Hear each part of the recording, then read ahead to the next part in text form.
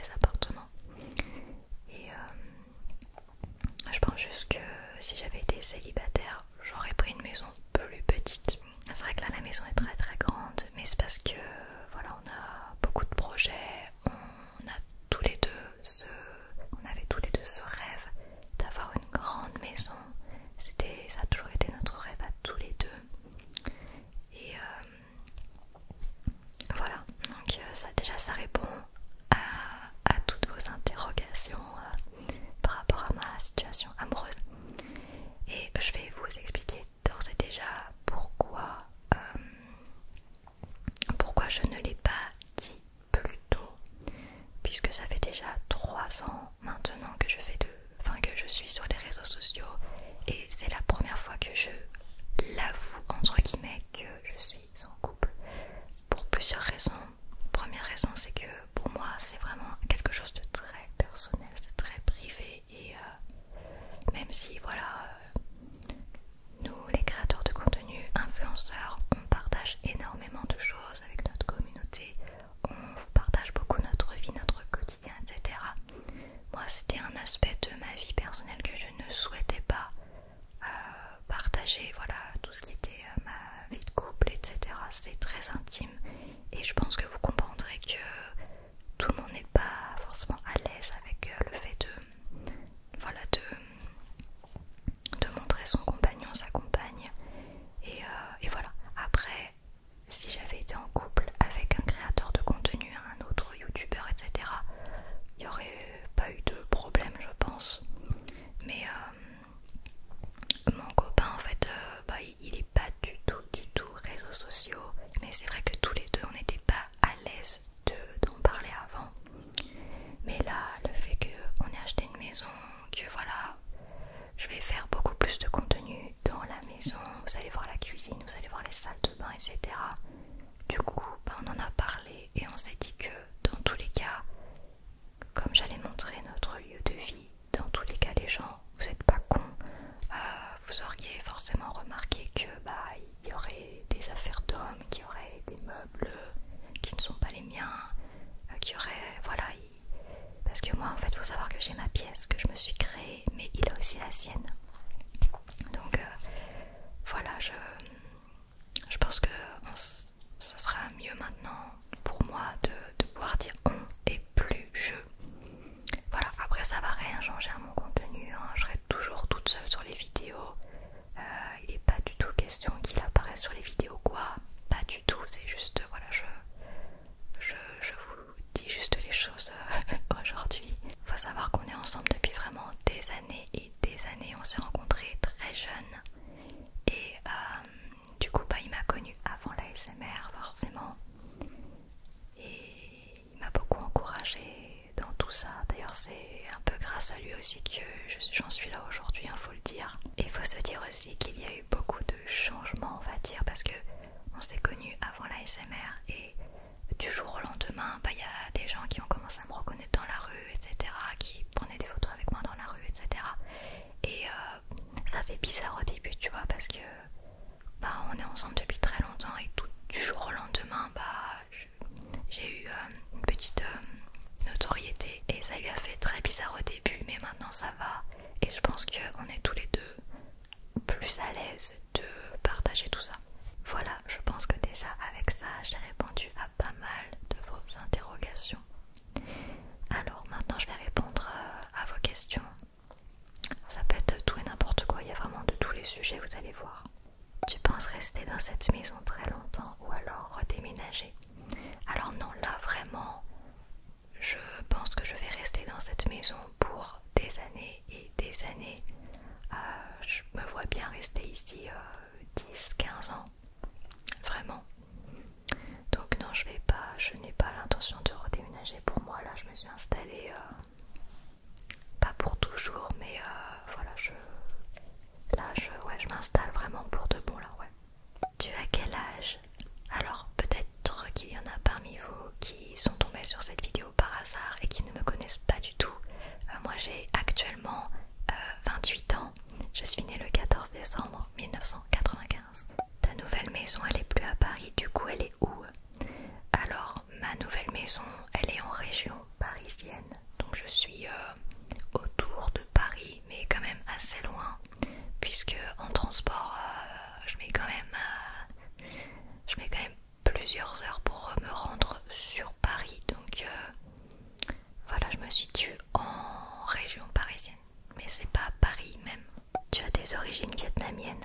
Alors oui, je suis 100% vietnamienne d'origine mais je ne connais absolument rien du Vietnam, je ne parle pas le vietnamien, je ne connais pas de vietnamien.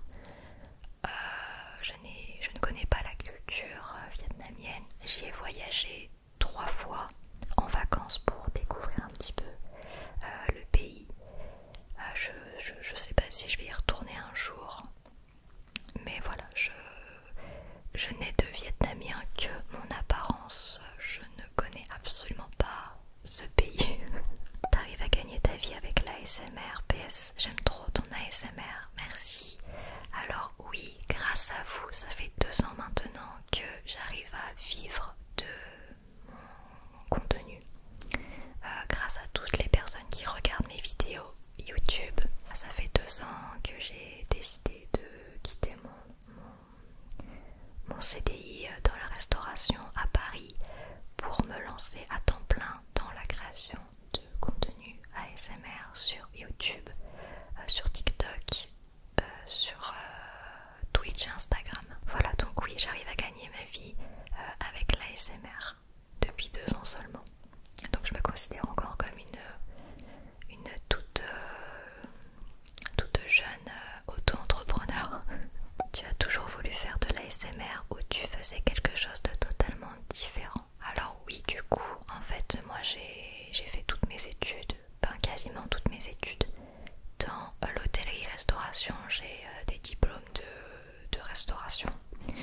Je me suis spécialisée dans le service et du coup quand j'ai eu mon diplôme, après j'ai fait une fac de langue, donc aucun rapport, mais après j'ai travaillé dans les hôtels de luxe et les restaurants étoilés et j'étais chef de rang du coup dans un restaurant étoilé à Paris, 1 étoile. Et après le Covid, du coup avec le confinement, tout ça, ben c'est là que j'ai découvert l'ASMR. Là c'est là que tout a commencé. Mais oui, du coup à la base, moi j'étais dans l'hôtellerie-restauration et je pensais vraiment que j'allais faire carrière là-dedans. Pour moi, vraiment, c'était pas un métier, c'était pas une passion. Je ne faisais pas ce métier par passion, je le faisais parce que j'avais fait toutes mes études dedans et que du coup j'avais une formation solide dans l'hôtellerie-restauration et que voilà quoi, vu que j'ai fait les études dedans, bah du coup pour moi c'était logique que je fasse ce métier là et que je monte les échelons dans ce métier là. Mais je n'ai jamais été passionnée par ce métier, bien que ce soit un métier qui est vraiment passionnant. J'ai rencontré des gens dans le métier qui étaient vraiment, pour le coup, vraiment sincèrement passionnés et c'est magnifique à voir, c'est très bien, j'admire ces personnes là. Mais moi du coup j'ai eu beaucoup de périodes de doute quand je travaillais là, surtout après les longs services le soir, les services difficiles où tu te dis putain mais qu'est-ce que je fous là. C'est vrai que la restauration, bah, je faisais ça, c'était un métier un petit peu alimentaire, mais je prenais pas tant de plaisir que ça. Voilà, surtout dans les étoilés. Petit big up à peut-être des collègues qui font la même chose. Voilà, on sait que la restauration c'est vraiment très très dur et je suis vraiment super heureuse d'avoir quitté ce milieu, d'avoir changé de domaine parce que vraiment je sais pas si j'aurais tenu et voilà, si mon corps aussi aurait tenu parce que ces années en restauration ça m'a beaucoup abîmé les jambes et voilà. Ça t'inquiète pas d'être seule dans une si grande maison, le silence au sous-sol aussi quand tu ne tournes pas. Alors du coup la question de être seule, du coup j'y ai répondu tout à l'heure. Mais c'est vrai que la maison est tellement grande que toutes les pièces sont extrêmement silencieuses puisque nous ne sommes que 2 et qu'il y a 7 chambres et qu'il y a, quand je dis chambre je compte aussi cette pièce. Il y a 7 chambres, il y a 3 salles de bain, enfin la maison elle est vraiment immense et c'est vrai que du coup c'est très silencieux. Mais ça va, ça va. Moi ça me dérange pas, j'aime le silence donc vraiment ça me va. Je trouve ça génial, les murs et les portes insonorisées, sans indiscrétion, je voulais les prix. Alors j'ai l'intention de faire une vidéo spéciale pour vraiment tout expliquer en détail et vous balader un petit peu dans la maison, enfin dans le sous-sol pour vraiment vous montrer ce qui a été fait vraiment en détail et tout en vidéo. Donc je vous donnerai les prix dans cette vidéo là parce que là je les ai pas en tête, faudra que je revoie la facture. Ouais, parce qu'en fait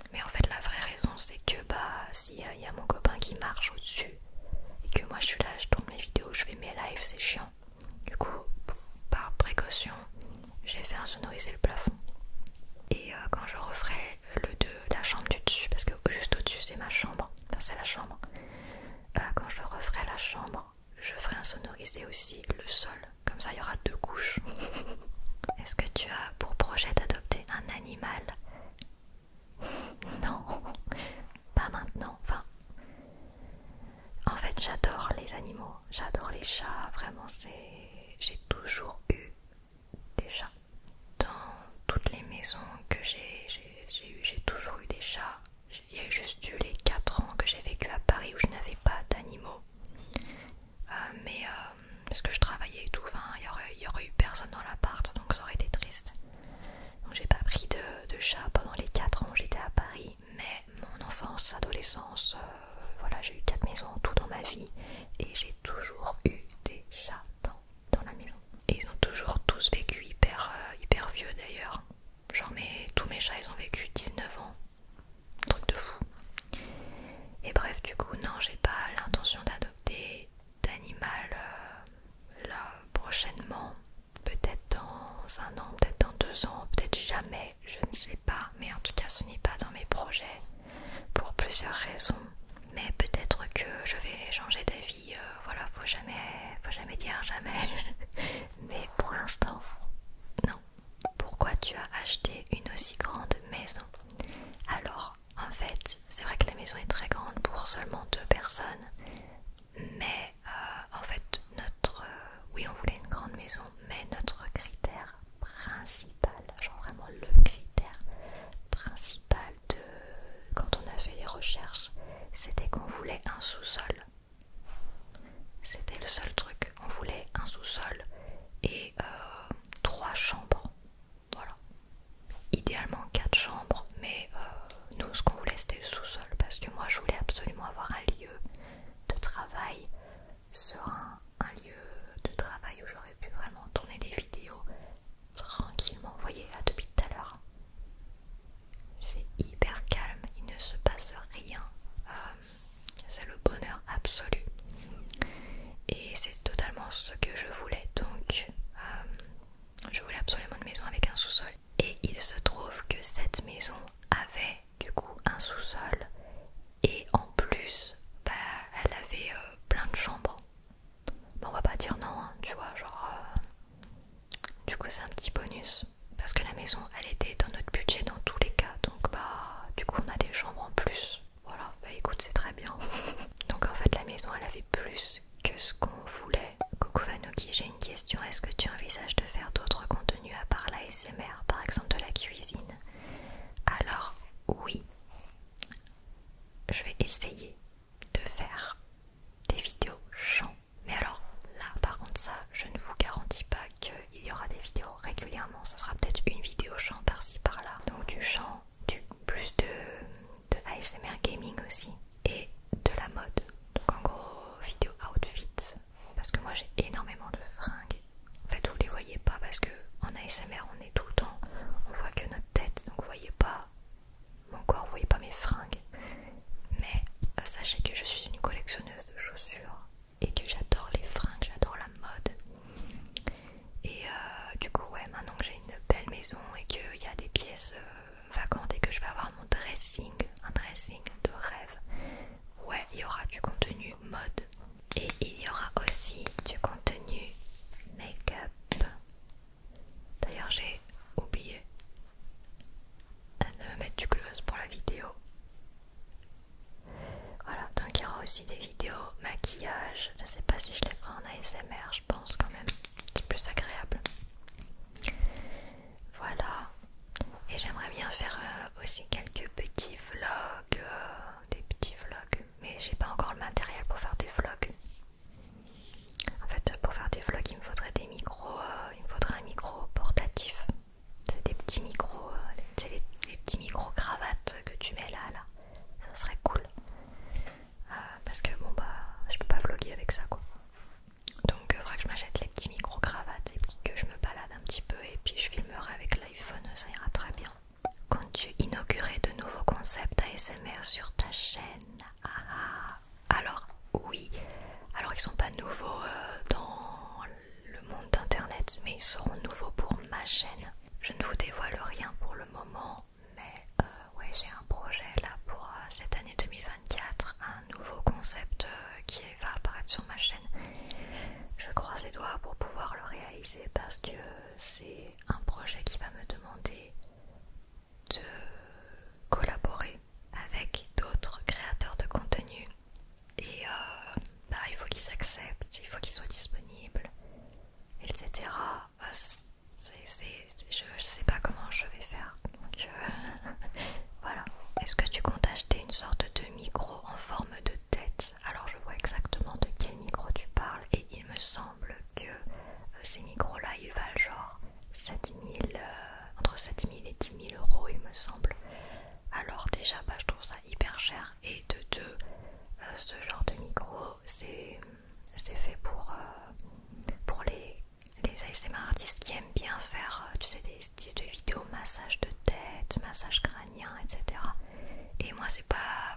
le style de vidéo que je fais.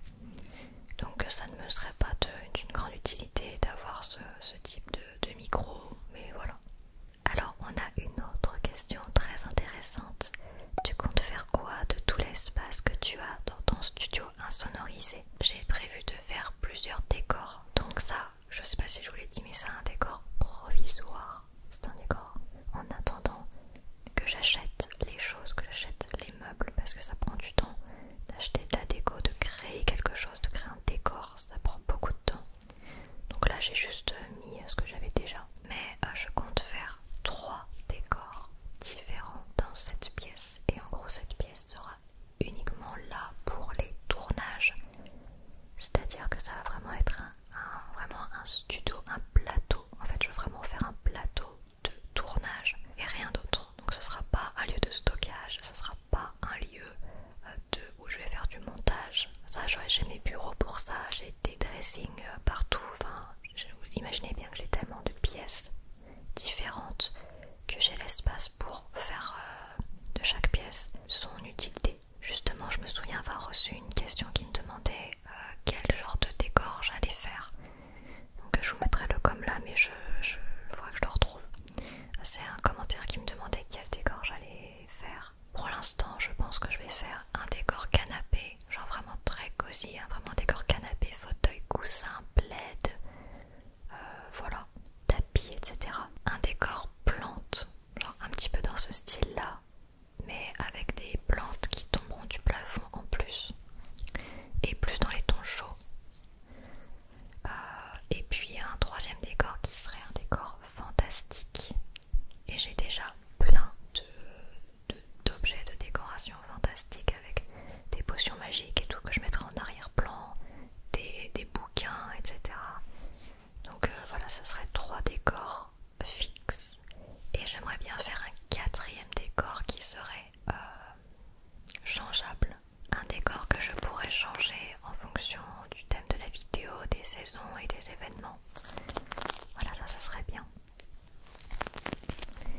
Mais je sais pas si j'aurai la place de faire 4 décors. Ça va dépendre de l'espace que me prendront chaque décor. Le truc c'est qu'en fait là j'ai 4 murs. Donc je voulais faire un décor sur chaque mur en fait. C'était ça l'idée. Mais on verra comment je peux faire. Forcément les 4 décors ne seront pas prêts en même temps. Ça va prendre beaucoup de temps.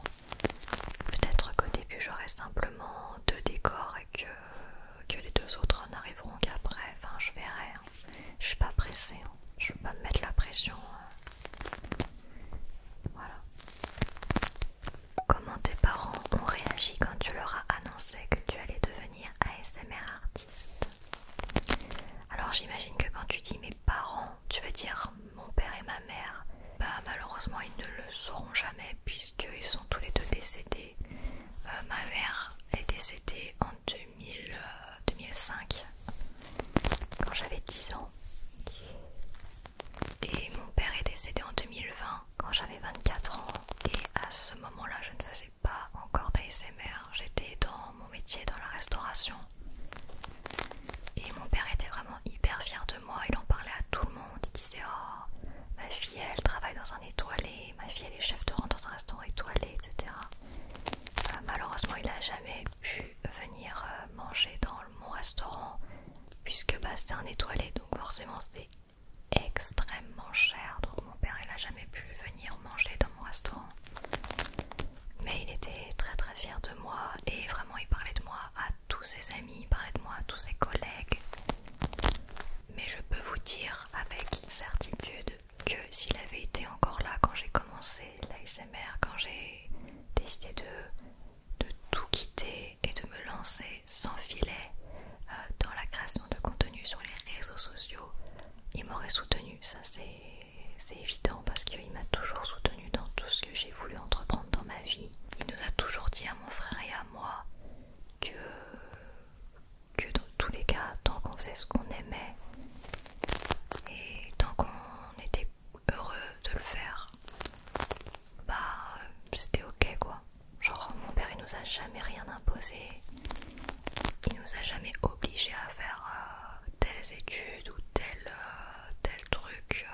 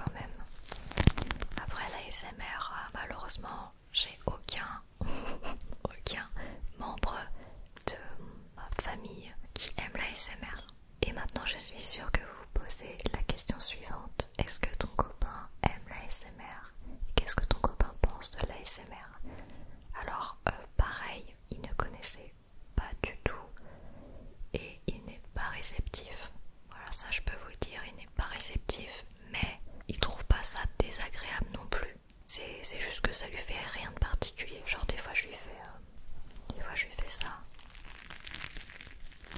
dans le creux de l'oreille. Et je lui dis genre ça tourne pas, c'est genre hyper agréable et tout. Du non, je ressens rien, ça me fait rien. Mais voilà, c'est juste que ça lui fait rien, mais ça ne lui est pas désagréable. Mais même si de base il n'y connaît rien et qu'il ne regarde pas de vidéos ASMR, je peux vous dire que comme je suis tout le temps en train de lui parler de l'ASMR, de lui parler des vidéos, etc. Ah mais il est rodé, hein. Il connaît tout, il sait ce que c'est que le stick, il sait ce que c'est que le tapping, il sait ce que c'est qu'un roleplay, il connaît toutes les trends, il sait ce qui se fait, ce qui se fait pas, il connaît les concepts, etc. Il est rodé, hein, vous inquiétez pas, même s'il connaît pas, avec tout ce que je lui raconte au quotidien, il connaît. C'est peut-être un peu personnel, mais combien mesures-tu en taille?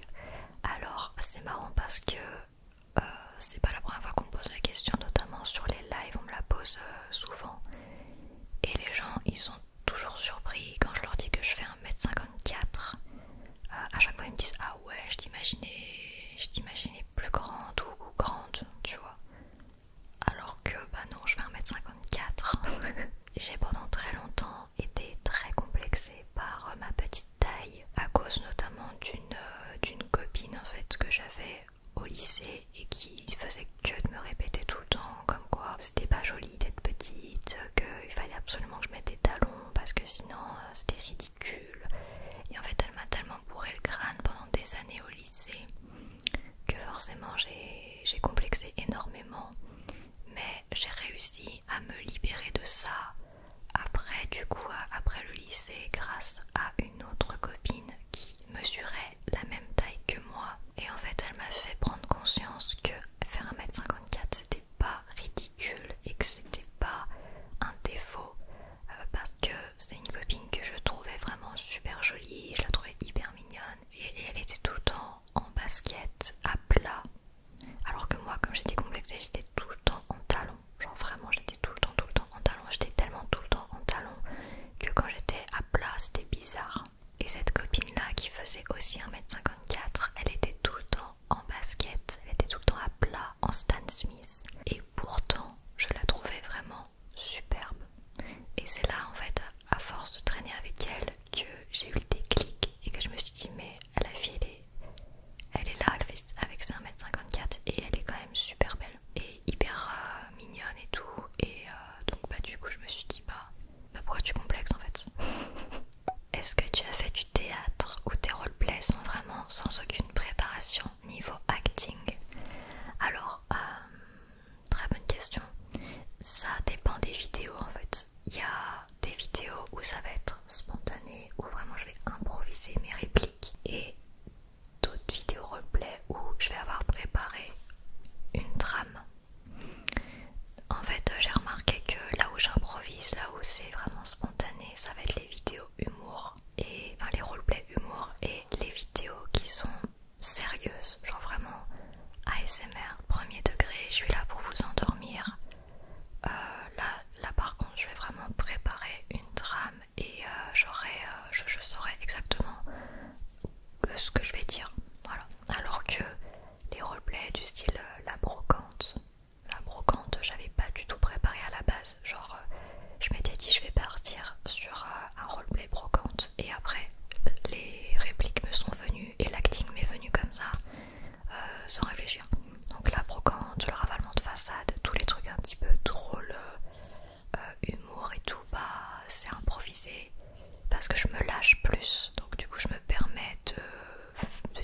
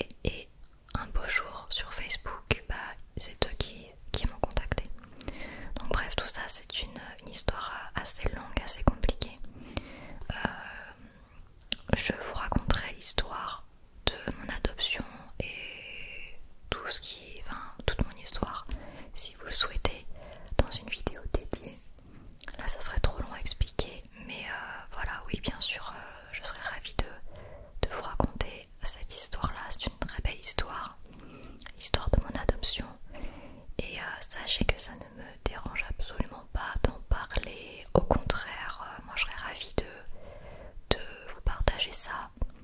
Je vous dis ça parce que souvent sur mes lives, il y a des gens des fois qui posent des questions sur l'adoption, sur ma famille biologique, etc. Et malheureusement, ces personnes-là se font toujours engueuler par les autres personnes dans le chat du live en leur disant ouais, ta question elle est hyper indiscrète, enfin voilà. Et je comprends votre bienveillance et tout, mais moi, sachez que moi personnellement, ça ne me dérange pas. Et du coup, voilà. Bon, après, c'est sûr que je vais pas en parler en live ASMR. Je pense que les gens ils ont autre chose à foutre que de m'écouter raconter mes histoires d'adoption en live ASMR. Mais je me dis qu'en vidéo YouTube dédiée, s'il y a des gens que ça intéresse, bah ils pourront regarder la vidéo. Et ceux que ça intéresse pas, bah ils regarderont pas. YouTube est-elle toujours une plateforme rentable pour les ASMR artistes selon toi? Alors, excellente question, et cette question va me permettre de rebondir sur un sujet hyper important. Alors, oui, moi personnellement, je ne veux pas parler pour les autres, mais moi personnellement, YouTube c'est la plateforme qui me rapporte vraiment tous mes revenus. Genre, grâce à vous qui regardez mes vidéos, c'est vraiment sur YouTube que je gagne tous mes revenus. Après, pour les ASMR artistes, je sais pas. Parce que le problème, enfin c'est pas vraiment un problème, mais en tant qu'ASMR artiste, nous on est là pour vous endormir. Donc ça veut dire que nous ne pouvons pas mettre de publicité sur nos vidéos. Or, ce sont les publicités qui nous font gagner de l'argent sur YouTube. Donc moi, depuis 3 ans que je fais de l'ASMR sur YouTube, j'ai toujours placé une seule publicité au début de la vidéo quand vous cliquez sur la miniature, parce que je sais qu'à ce moment-là vous n'êtes pas endormi, donc vous pouvez vous taper une pub. Mais ensuite je ne mets pas de publicité, sauf que depuis novembre dernier, donc depuis novembre 2023, YouTube a changé les règles et en fait ce n'est plus le créateur qui décide. En fait le créateur n'a plus le choix. En fait avant on pouvait choisir, on pouvait dire je veux une publicité au début, au milieu, à la fin, au bout de 3 minutes, au bout de 20 minutes. C'est vraiment le créateur qui choisissait de A à Z. Et en fait depuis le novembre dernier là, bah en fait YouTube nous impose les pubs. Et il se peut que parfois vous ayez une pub qui survienne au milieu de la vidéo et à la fin. Alors que c'est de l'ASMR et le truc c'est que nous on n'y peut rien. Et c'est hyper chiant parce que ça tue notre travail, ça tue l'ASMR sur YouTube. Parce que les gens, qu'est-ce qu'ils vont faire? Ils vont aller ailleurs. Ils vont en avoir marre de ne plus pouvoir s'endormir tranquillement sur les vidéos. Et ils vont tout simplement déserter YouTube. Peut-être qu'ils vont se rediriger vers Spotify ou j'en sais rien.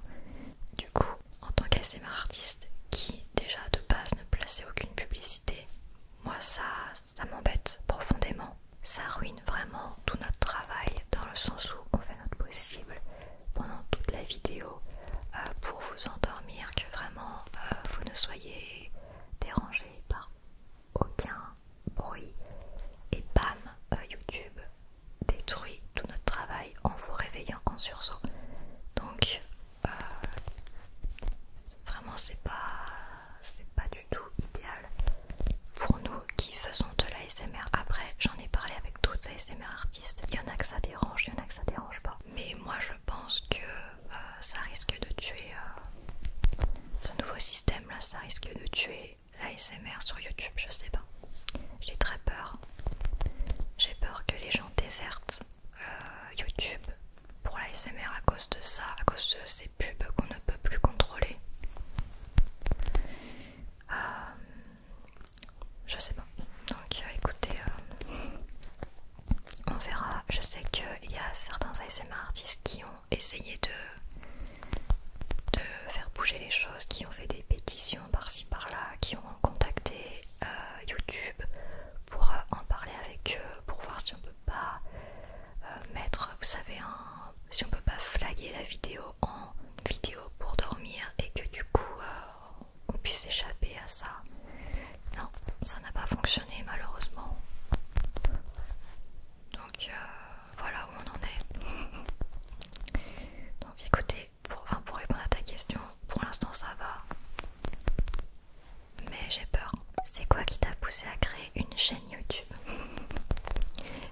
vous. En fait, moi j'ai commencé l'ASMR sur TikTok en faisant des lives et les gens en fait ils ont tellement kiffé les lives qu'ils m'ont demandé de mettre mes rediffusions quelque part. Et moi je leur ai dit bah si vous voulez je peux créer une chaîne YouTube pour mettre les rediffusions, mais c'est tout. Je ne créerai pas de contenu parce qu'à l'époque bah voilà j'avais mon métier qui me prenait tout mon temps, donc c'était hors de question pour moi de faire du contenu. Je savais que je n'aurais pas le temps, donc j'avais prévenu les gens.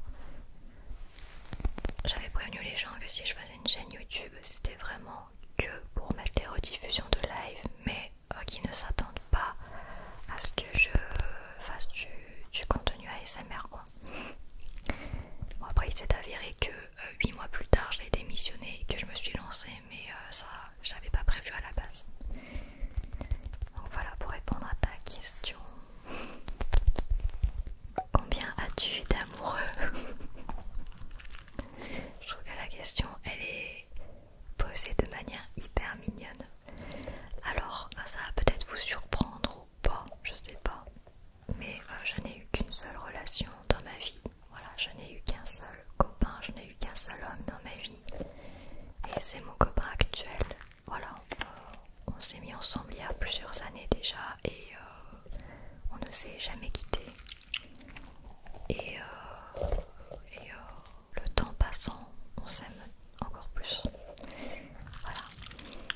Comment as-tu vécu la création de ton serveur Discord?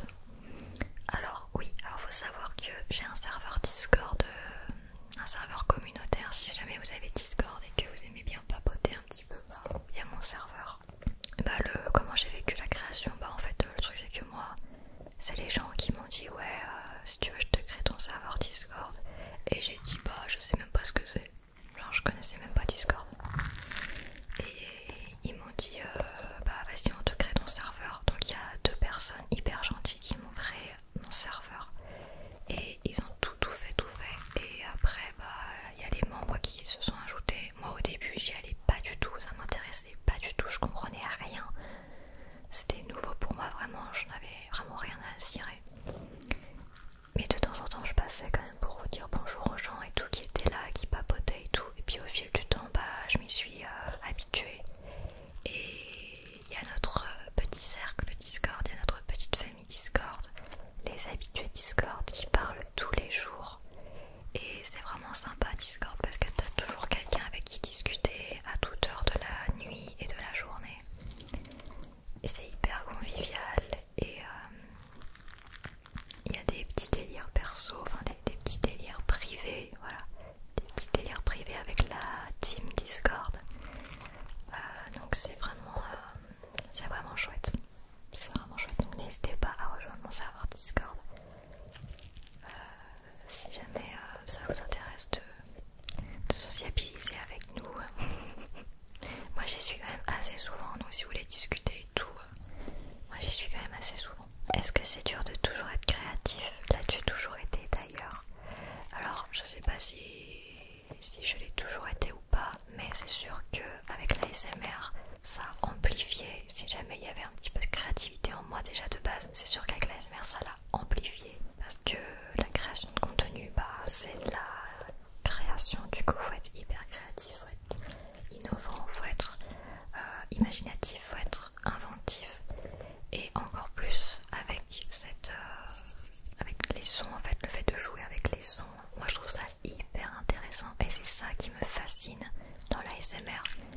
C'est vraiment le fait de jouer avec les sons, le fait de découvrir de nouveaux sons, essayer de combiner tel objet avec tel objet, telle matière avec telle matière, tel geste, tel mouvement pour créer, pour produire des sons intéressants qui soient agréables à l'oreille. Et je trouve ça hyper intéressant. Franchement c'est l'un des trucs qui me passionne le plus dans ce métier et dans l'ASMR.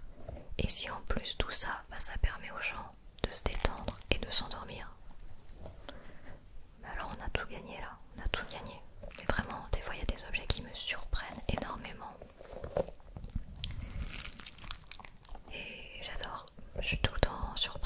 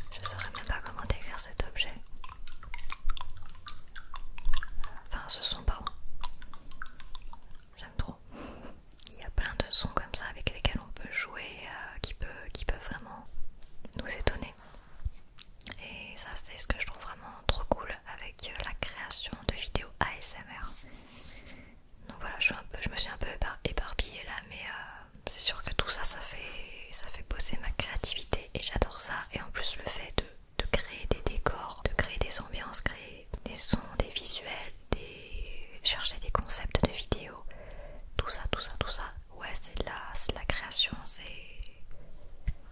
j'adore. Je sais pas comment dire, voilà, j'ai vraiment trouvé quelque chose qui me correspond à fond. Et je pourrais pas trouver mieux pour moi, franchement, ce métier me va, mais comme un gant.